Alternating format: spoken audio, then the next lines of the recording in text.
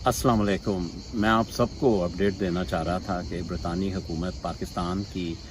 इस्लाहत की वजह से कितनी इस वक्त मदद कर रही है, और इस रंग में कि हौसला के साथ साथ कि हम पाकिस्तान के साथ इस वक्त साथ खड़े हुए हैं। पाकिस्तान की ज़रूरत इस वक्त बहुत अहम है। अगर ये क्लाइमेट चेंज का आप असर देखें, तकरीबन 35% लोग इस वक्त और 35% पाकिस्तान की जो ज़मीन है इस सैलाब की वजह से उसके अंदर जकड़ी हुई है।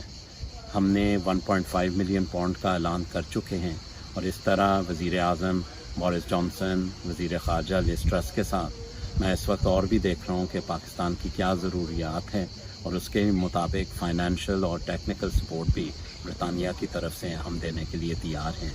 इस रंग में मेरे कल ही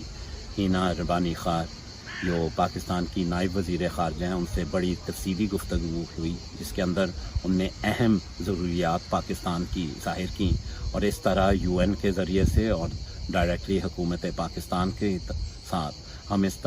तरह काम करने के लिए पूरी तरह तैयार हैं। और मैं इस रंग में पाकिस्तान डायस्पोरा जो ब्रितानिया में है उनकी तरफ भी लोगों की तवज्जो दिलवाऊँगा कि उनका भी रिस्पॉन्स इस रंग में एक बिल्कुल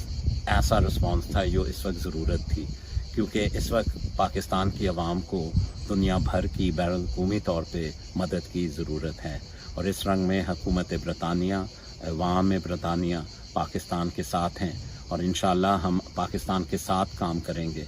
इसके लिए नहीं कि उनकी जो ज़रूरियात इस वक्त दवाइयों की, पानी की, खाने की, कपड़ों की, मगर इस रंग में जब पाकिस्तान आगे फिर बढ़ेगा, फिर से रिकन्स्ट्रक्शन की तरफ भी हमारी नज़र है कि हम पाकिस्तान के इमीडिएट टर्म के साथ नहीं, मगर एक दोस्त के, एक पार्टनर के हैसियत के साथ पाकिस्तान के साथ खड़े हैं, कंधे से कंधे लगा के, हाथ में हाथ, साथ में साथ।